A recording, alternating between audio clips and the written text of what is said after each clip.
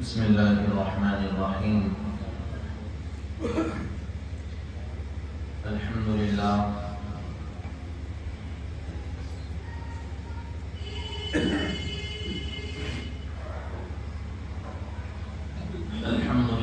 الذي نحمده ونستعينه ونستغفره ونؤمن به ونتوكل عليه ونعوذ بالله من شرور أنفسنا ومن سيئات أعمالنا. من يهده الله فلا مضل له ومن يضلله فلا هادي له. ونشهد أن لا إله إلا الله وحده لا شريك له. ونشهد أن سيدنا وحبيبنا وشفيعنا وسندنا وإمامنا ومولانا محمد صلى الله تعالى على خير خلقه محمد وعلى آله وأصحابه أجمعين. أما بعد، قال الله تعالى في القرآن المجيد: أعوذ بالله من الشيطان الرجيم. بسم الله الرحمن الرحيم. وأمر أهلك بالصلاة واصطبر عليها. وقال الله تعالى في مقام آخر: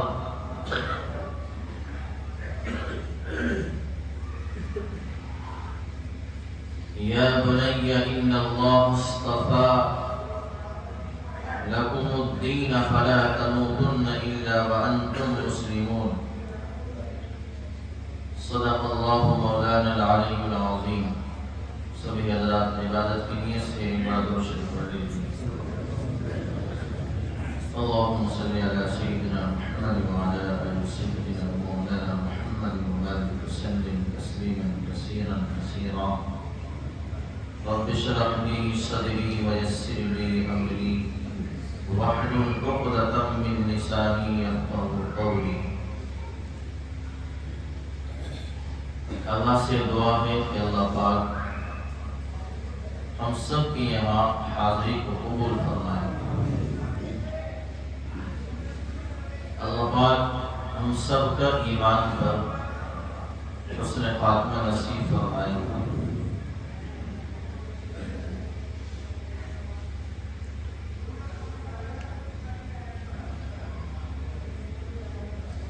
کئی جمعے سے مسلسل ترتیب سے ایک موضوع پر بات چل رہی ہے،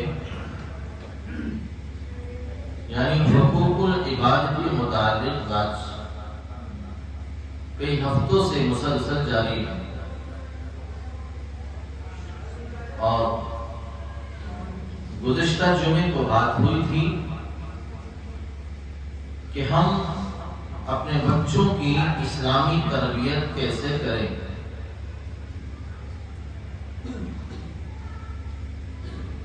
اس میں چند باتیں تو آپ حضرات کے سامنے آ چکی تھی. جب بچہ پیدا ہو تو ماں باپ کی کیا ذمہ داری ہے، پھر بچہ تھوڑا سا بڑا اور ہو جائے پھر ماں باپ کی کیا ذمہ داری ہے، اور بڑا ہو جائے پھر ماں باپ کی کیا ذمہ داری ہے. وہ چند باتیں تفصیل سے آپ کے سامنے آ چکی تھی کہ بچے کے کان میں اذان دلوائی جائے، بچے کا اچھے سے اچھا نام رکھا جائے، بچے کی تحنیک کرائی جائے اور عقیقہ کرا جائے. یہاں تک بات پہنچی تھی. اب آگے ماں باپ کی ذمہ داری شروع ہوتی ہے کہ جب بچہ تھوڑا اور بڑا ہو جائے، سمجھدار ہو جائے، بات کو سمجھنے لگے، تو فرمایا اب ماں باپ کی ذمہ داری یہ ہے کہ وہ اپنے بچے کی تعلیم کی فکر کر لیں، اپنے بچے کی تعلیم کی فکر شروع کر دیں۔ اگر ماں باپ اس وقت اپنے بچے کی تعلیم سے غفلت کا شکار ہو جائیں گے تو پھر یہ اولاد بددین ہو جائے گی، تعلیم سے دور ہو جائے گی، گمراہ ہو جائے گی۔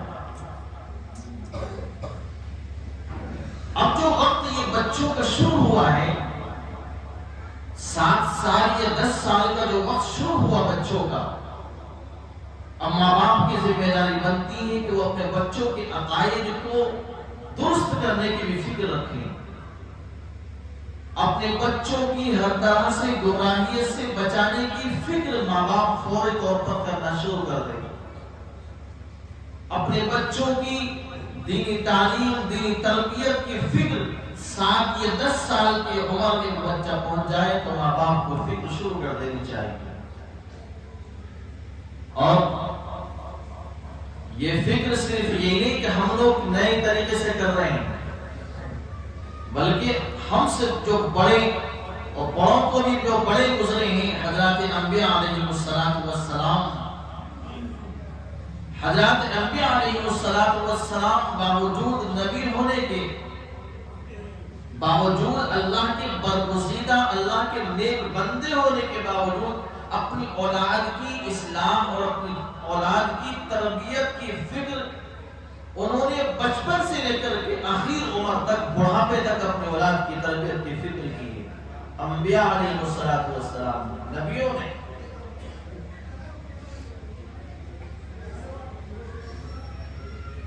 میں نے قرآن کریم کی جو ایک آیت پڑھی ہے، یا بنی ان اللہ اصطفى لکم الدین فلا تموتن الا وانتم مسلمون۔ یہ اپنے بیٹے کو، نبی اپنے بیٹوں کو وصیت کر رہا ہے، نصیحت کر رہا ہے کہ اے میرے بیٹو،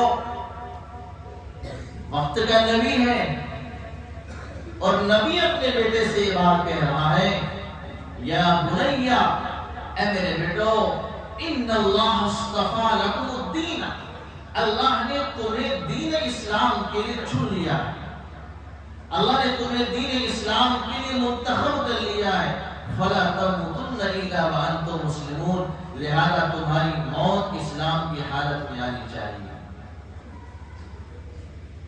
حضرت یعقوب علیہ السلام کے بارے میں فرمایا کہ اپنے دنیا سے رخصت ہونے سے پہلے حضرت یعقوب علیہ السلام نے اپنی ساری اولاد کو جمع کیا اور جمع کر کے یوں کہا، بیٹو بتاؤ تم میرے بعد کس کی پوجا کرو گے، بتاؤ تم میرے بعد کس کی عبادت کرو گے۔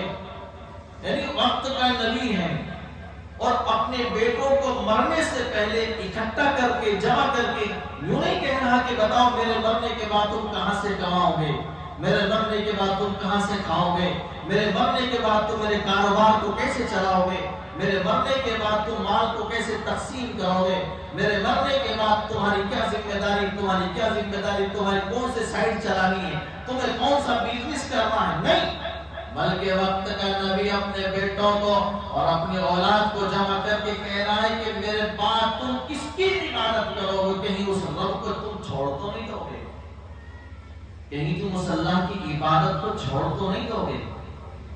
یہ کون کہہ رہا ہے؟ نبی ہے اور اپنی اولاد کو کہہ رہا ہے یہ بات۔ حضرت ابراہیم علیہ السلام کے بارے میں اللہ نے قرآن میں فرمایا، وَإِذْ قَالَ إِبْرَاهِيمُ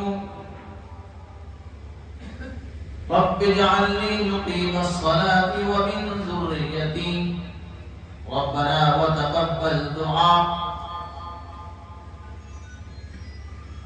حضرت ابراہیم علیہ السلام اللہ سے دعا کر رہے ہیں، اللہ مجھے بھی، حضرت ابراہیم جو خلیل اللہ ہے، جو اللہ کے دوست ہیں، اللہ سے یوں کہہ رہے ہیں کہ اللہ مجھے بھی، وَمِن ذُرِّيَّتِي، اور میری اولاد کو بھی نماز کا قائم کرنے والا بنا دیجیے۔ اب ہر باپ اور ہر ماں اپنے گربان میں ذرا منہ ڈال کر کے سوچے کہ میں کیا ہوں اور نبی کیا تھے. ایک نبی ہے، خلیل اللہ ہے حضرت ابراہیم علیہ السلام، اپنے اولاد کے لیے اللہ سے یوں دعا کر رہے ہیں، رب اجعلنی، اے اللہ مجھے بھی، ومن ذریتی، اے اللہ میرے اولاد کو بھی، مقیم الصلاۃ، نماز کا قائم کرنے والا بنا دیجیے. پتہ یہ چلتا ہے کہ وقت کے نبیوں نے بھی اپنی اولاد کی تعلیم اور تربیت کی فکر بچپن سے لے کر کے آخر عمر بڑھاپے تک نبیوں نے اپنے اولاد کی فکر کی ہے. اور ہم کس کھیت کی مولی ہے؟ ہمیں اپنی اولاد کی کتنی فکر لگی رہتی ہے. ہمیں اپنی اولاد کی دین کے علاوہ ہر چیز کی فکر لاحق رہتی ہے. اگر بچہ اسکول نہ جائے تو ماں باپ کی نیند حرام ہو جائے گی. بچہ کالج نہ جائے تو ماں باپ کی نیندیں حرام ہو جائے گی. بچہ کارخانے نہ جائے تو ماں باپ کی نیندیں حرام ہو جاتی ہے. بچہ جو ہے کاروبار پر نہ جائے، اپنی بزنس پر نہ جائے، اپنی جاب پر نہ جائے تو ماں باپ کی نیند حرام ہو جاتی ہے. کیوں؟ اس لیے کہ ماں باپ کو اپنی اولاد کی دنیا کی فکر ہے، آخرت کی کوئی فکر نہیں ہے. بچہ نماز نہ پڑھے، صبح کو 10 بجے سو کر تو اٹھ رہا ہے، ماں باپ کی زبان پر تو کیا اپنے ماتھے پر ذرا سی بھی شکر محسوس نہیں ہوتی. پورا گھرانہ سو کر کے اٹھا 9 بجے، کسی کی زبان پر بھی اگر یہ ہوگا آج کس نے نماز پڑھی ہے. اور اگر بچے کی ڈیوٹی پر جانے کا وقت صبح 6 بجے ہے اور بچہ نہیں اٹھتا ہے تو اس کو اٹھاتے ہیں اور مارتے ہیں، اس کو ڈیوٹی پر بھیجتے ہیں. کیوں؟ اس لیے کہ دنیا کی فکر ہے، دین کی فکر نہیں ہے. دنیا کی فکر ساری ہے.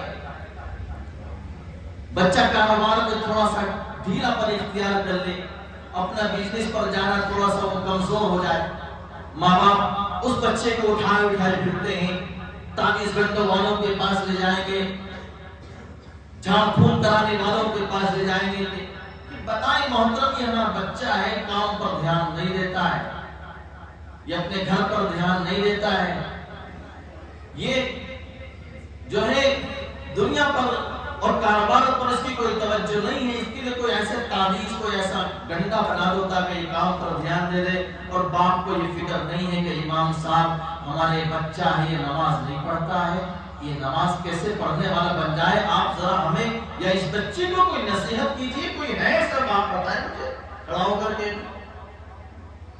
کیوں؟ اس لیے کہ ماں باپ کو اپنی اولاد کی یہ فکر نہیں ہے کہ بچہ نمازی بنے یا نہ بنے، بچہ دیندار بنے یا نہ بنے. بچہ ہمارے مرنے کے بعد ہماری اولاد ہماری قبر پر آ کر کے ہمیں ایصال ثواب کرے یا نہ کرے، بس بچے اولاد ہماری دنیا کے اعتبار سے خوب ترقی کرنے والی بن جائے، آخرت کا معاملہ اور کوئی فکر نہیں ہے. حضرت ابراہیم علیہ السلام اللہ سے دعا کر رہے ہیں، اللہ مجھے بھی.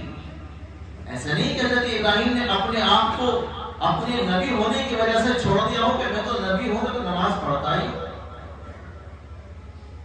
اس لیے اس سے ایک بات تو یہ معلوم ہوتی ہے کہ کوئی کتنا ہی بڑا دیندار کیوں نہ ہو، کوئی کتنا ہی بڑا وقت کا ولی کیوں نہ ہو، اور نبیوں کے برابر تو کون ہو سکتا ہے؟ کوئی بھی نہیں ہو سکتا ہے. نبی تو نبی، ہم تو کسی صحابی کے بھی پاؤں کی ڈھول نہیں ہو سکتے، ہم تو کسی صحابی کے بھی پاؤں کی ڈھول نہیں ہو سکتی. وہ تو وقت کے نبی ہیں. نبی ہونے کے باوجود اللہ کا برگزیدہ بندہ اور اللہ کا دوست ہونے کے باوجود کہہ رہا ہے کہ اے اللہ مجھے، یعنی اولاد کو تو اللہ نے اولاد کے لیے حضرت ابراہیم نے اللہ سے دعا بعد میں کی، پہلے کہا کہ اللہ مجھے اور میری اولاد کو نماز قائم کرنے والا بنا دیجیے. اور پھر اللہ نے حضرت ابراہیم علیہ السلام نے آگے کہا ربنا وتقبل دعا، اے اللہ میری دعا کو قبول فرما دے، اے اللہ میری دعا کو قبول فرما لیجیے. حضرت ابراہیم علیہ السلام نے اللہ سے دعا کی.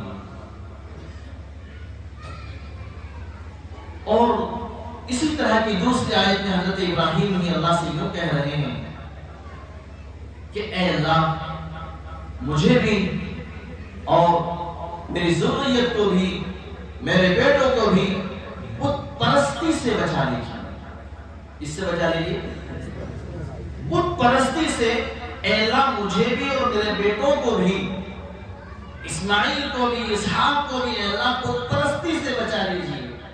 یہ کون فکر کر رہا ہے؟ بولو بولو۔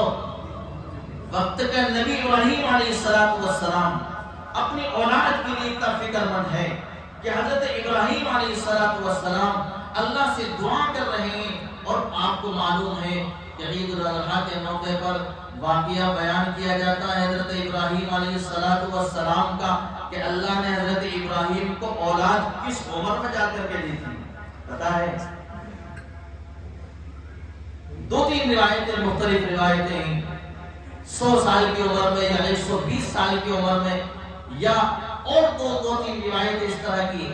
غرض یہ کہ بڑھاپے کی عمر میں اللہ نے حضرت ابراہیم کو اولاد دی، اور بڑھاپے کی حالت میں ابراہیم علیہ السلام حضرت اسماعیل اور اپنی اولاد کے لیے اللہ سے دعا کر رہے ہیں۔ ہم کیا کہتے ہیں کہ بہت سمجھا لیا، اب تو ہم بوڑھے ہو گئے، ان کے ماں باپ جانیں گے؟ نہیں میرے بھائیو، یہ کہنے سے بات نہیں بنتی۔ امت میں بڑا بگاڑ ہے، ہماری نسل، یہ ہماری اولاد غیروں کے طریقے پر چل گئی، غیروں کی تہذیب کو اپنا لیا ہے، اسلام کا طریقہ چھوڑ دیا ہے، مسجد میں آنے بند ہو گئے ہیں، اسلام کے قریب آنا بند ہو گئے، قرآن سے دور ہو گئے، دین سے دور ہو گئے، نمازوں سے دور ہو گئے، شراب کو اختیار کر لیا، زنا کو اختیار کر لیا، جھوٹ کو اختیار کر لیا، نشے کو اختیار کر لیا، سکتے کو اختیار کر لیا، اور نہ جانے اس میں پینا جو ہے انہوں نے پسند کر لیا ہے۔ یہ وجہ یہ ہے کہ ماں باپ نے اپنے بچوں کی اسلامی تربیت سے اپنے آپ کو دور رکھا، اور دوسرے طریقے سے ان کو جو ہے فکر نہیں کی، بچے دوسروں کے طریقے پر چل پڑے ہیں۔ میرے بھائیوں، ہمیں بہت باریک نظر سے اپنی اولاد کی تربیت کرنی چاہیے، ہمیں بہت باریک نظر سے اپنی اولاد پر نظر رکھنی چاہیے۔ آج ہماری اولاد، آج ہماری قوم، ہمارے معاشرے میں بڑے بڑے خطرناک گناہ انجام دیے جا رہے ہیں۔ بزرگوں، جن گناہوں کا تذکرہ زبان سے کرتے ہوئے بھی شرم آتی ہے، جن گناہوں کا تذکرہ زبان سے کرتے ہوئے بھی اللہ کے گھر میں شرم آتی ہے، وہ گناہ آج ہمارے معاشرے میں انجام دیے جا رہے ہیں۔ اللہ حفاظت فرمائے۔ اگر میرے نبی کی دعا نہ ہوتی تو ہم تو کب کے عذاب میں ملوث ہو جاتے ہیں۔ ہر نبی نے، وقت کے نبی نے اپنی اولاد کو سمجھایا، اپنی قوم کو سمجھایا، اپنی ملت کو، اپنی امت کو سمجھایا، اور جس نے اپنے وقت کی نبی کی بات کو مان لیا، اللہ نے اس کو عذاب سے بچا لیا۔ اور جس قوم نے بھی، بات سنو غور سے، جس قوم نے بھی اپنے وقت کی نبی کی بات کو نہیں مانا، جھٹلا دیا، اللہ نے اوپر سے عذاب کو نازل کر دیا، اللہ نے اوپر سے عذاب بھیج دیا۔ حضرت آدم علیہ السلام کی اولاد میں بگاڑ ہوا، قتل ہوا، اللہ نے ان کو بھی عذاب میں گرفتار کر دیا۔ حضرت لوط علیہ السلام میں ان کی قوم میں بگاڑ ہوا، برائیاں اس قدر انجام پاتی تھی کہ مرد آپس میں ملاقات کرتے تھے، بدفعلی کرتے تھے، بے حیائی کرتے تھے، بے شرمی کرتے تھے، غلط کاری کرتے تھے، اللہ نے عذاب میں گرفتار کر دیا۔ حضرت شعیب علیہ السلام کی قوم میں بگاڑ ہوا، نبی کی بات کو نہیں مانا، اپنی بدفعلی میں، گناہوں میں ملوث رہے، اور ڈاکہ اور چوری اور نہ جانے کیا کیا گناہ ان کے اندر تھے۔ انہوں نے حضرت شعیب کی بات کو پانی نہیں دیا، حضرت شعیب علیہ السلام کی بات کو انکار کر دیا، اللہ نے اوپر سے عذاب بھیج دیا۔ اور میرے بھائیوں بزرگوں، کون سا گناہ وہ ہے کہ جو آج ہمارے اندر ہے، اور ہمارے اندر وہ گناہ چھائے ہوئے ہیں. ہمارے اندر وہ گناہ آج پائے جاتے ہیں کہ جن گناہوں کی وجہ سے اللہ رب العزت نے پہلے قوموں پر عذاب بھیج دیا. کون سا گناہ باقی ہے؟ سنیں غور سے. وہ کون سا گناہ بچا ہوا ہے کہ جس گناہ کی وجہ سے اللہ نے پہلی قوموں پر عذاب نہ بھیجا ہو؟ سارے گناہ آج ہمارے اندر موجود ہے. زنا ہماری قوم میں آج عام ہے. شراب ہماری قوم میں پانی کی طرح بھی جا رہی ہے، پانی کی طرح. اللہ بچائے، اللہ حفاظت فرمائے. بڑا خطرناک گناہ ہے بزرگوں شراب پینے کا. ہمارے ایک متعلق پیچھے گلی کے ہیں، شاید یہاں بیٹھے ہو. کہیں نام لینا تو ظاہر سی بات ہے کسی بھی حد تک مناسب نہیں. عبرت کے لیے بتا رہا ہوں. کہنے لگے مفتی صاحب میری اولاد ایسی ہو چکی ہے کہ میں رات دن ان کے لیے اتنا روتا ہوں کہ میں مجھ سے یہاں تک کہتا ہوں کہ تم کچھ کرو مت. میرا کیا ہوا اگر تم بیٹھ کر کے کھا لو گے مجھے ایسا لگے گا بس تم ہی مجھے کھلا رہے ہو. کہنے لگے مفتی صاحب یہ میرے دو بیٹے ہیں کھڑے ہیں سامنے، شراب ایسے پیتے ہیں جیسے پانی پیا جاتا ہے. شراب ایسے پیتے ہیں جیسے پانی پیا جاتا ہے. یہ تو ایک بہت چھوٹی سی مثال ہے جو آج ہمارے معاشرے میں برائی اس قدر عام ہو چکی ہے کہ برائی کی جو ہے برائی ہمارے دلوں سے نکل چکی ہے. ناپتول میں کمی ہمارے معاشرے میں، سود کا بازار گرم ہمارے معاشرے میں، رشوت کا بازار گرم ہمارے معاشرے میں. کون سا گناہ بچا ہوا ہے؟ کون سا گناہ وہ باقی ہے کہ جو ہم نہ کر رہے ہوں اور اللہ نے ان گناہوں کی وجہ سے پہلے قوموں پر پہلے امتوں پر عذاب بھیج رکھا ہے؟ یہ تو احسان ہے تاجدار مدینہ علیہ السلام کا. کروڑوں اربوں اور خربوں درود و سلام نازل ہو صحابہ پر، اس رحمت دو عالم صلی اللہ علیہ وسلم پر کہ جس نے اللہ سے یہ دعا کی تھی اللہ میری امت ہے، اللہ یہ میری قوم ہے، اللہ میری امت پر بیک وقت اجتماعی عذاب نہ بھیجنا. یہ دعا اللہ نے قبول کی ہوئی ہے. جانتے ہیں آپ کس نے کی تھی یہ دعا ہمارے لیے؟ جی اللہ نے کی تھی. یہ دعا کس نے کی تھی ہمارے لیے؟ ہمارے نبی نے کی تھی، اللہ سے کی تھی.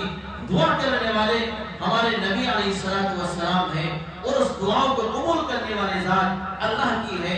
دعا یوں کی تھی کہ اے اللہ میری امت کو بیک وقت ایک ساتھ عذاب میں مبتلا نہ کرنا.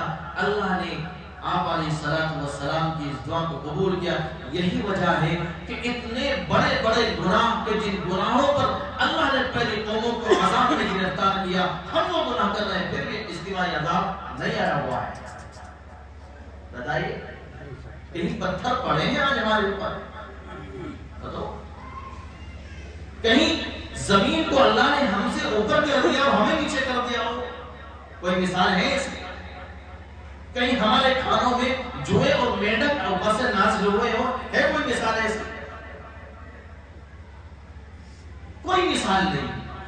یہ میرے نبی علیہ السلام کی دعاؤں کا نتیجہ ہے کہ اللہ نے رب العزت سے حضور پاک علیہ السلام نے دعا کی تھی کہ اللہ میری امت پر اجتماعی عذاب. اور ہم اس دعا کا ناجائز فائدہ اٹھاتے ہیں. پہلی قوموں میں تو میرے بزرگوں یہاں تک بھی تھا بنی اسرائیل میں اگر وہ کوئی رات کو گناہ کرتے تو صبح اس کے دروازے پر وہ گناہ لکھا جاتا تھا. یہ تو احسان ہے اللہ کا اس امت پر کہ اللہ نے ہمارے گناہوں کو بھی پردے میں رکھا ہے. اگر میرے گناہوں کی ویڈیو آج آپ کے سامنے چل جائے خدا کی قسم کہیں منہ دکھانے کے لائق نہیں رہیں گے. ہم چھوٹا سا گناہ کر ہم کر لیں، ہم ڈرتے ہیں کہ اس کا پتہ باپ کو نہ چل جائے، اس کا پتہ ماں کو نہ چل جائے، اس کا پتہ پورا بھائی کو نہ چل جائے. لیکن اللہ کا احسان ہے کہ اللہ نے ہمارے گناہوں کو پردے میں رکھا ہے. اگر ہمارے گناہ سامنے پردے پر اسکرین پر چلائے جاتے یا ہمارے دروازے پر لکھے جاتے جس رات کو اس نے گناہ کیا ہے، آج یہ مجرم ہے۔ بتائیے اپنے گریبان میں ہم ڈال کر سوچے اور دیکھیں ذرا، حضرت امام ابو حنیفہ رحمۃ اللہ علیہ کا واقعہ لکھا ہے۔ آخری بات ہے کہ احادیث میں آتا ہے نا کہ جب مومن وضو کرتا ہے تو اس کے وضو کرتے ہوئے اس کے اعضاء وضو سے گناہ جھڑتے ہیں۔ حضرت امام ابو حنیفہ رحمۃ اللہ علیہ کہتے ہیں کہ میں نے یہ دیکھا ہے، میں نے یہ گناہوں کو جھڑتے ہوئے میں نے خود اپنی آنکھوں سے دیکھا ہے۔ اللہ کبھی کبھی اپنی بات کو، کسی عمل کو بندوں پر حقیقت کو ظاہر کر دیتا ہے۔ حضرت امام ابو حنیفہ رحمۃ اللہ علیہ فرماتے ہیں کہ میں نے ایک بندے کے گناہوں کو جھڑتے ہوئے، وضو کرتے ہوئے گناہوں کو جھڑتے ہوئے دیکھا ہے، لیکن اللہ یہ حقیقت ہر کسی پر ظاہر نہیں کرتے۔ اور کبھی کبھی اللہ رب العزت حقیقت کو ظاہر کر دیتے ہیں۔ قوم کے گناہ اللہ کسی بندے پر ظاہر کر دیتے ہیں کہ آج ہمارے معاشرے میں گناہ ہو رہے ہیں۔ اللہ حفاظت فرمائے سب کی، اللہ سب کی حفاظت فرمائے، میری بھی حفاظت فرمائے، اللہ آپ کی بھی حفاظت فرمائے۔ اپنے بچوں کی فکر کرو بزرگوں، ہر چیز سے زیادہ، سب کچھ سے زیادہ اپنی بچوں کی فکر کرو، رات دن اس پر نظر رکھو۔ باطل طاقتیں جو آج ہر طرح سے اور خصوصاً سوشل میڈیا سے اور خصوصاً اور دیگر طرح سے جو ہمارے بچوں، ہمارے نسلوں پر جو وہ محنت کر رہے ہیں، آج ان کی محنت کے مقابلے میں ہم کچھ بھی نہیں کر رہے ہیں، صرف سوتے ہیں اور کھاتے ہیں اور پتہ ہی نہیں کہ ہماری اولاد کیا کام انجام دے رہی ہے۔ اس لیے ہم سب کو اپنی اولاد کی فکر کرنی چاہیے۔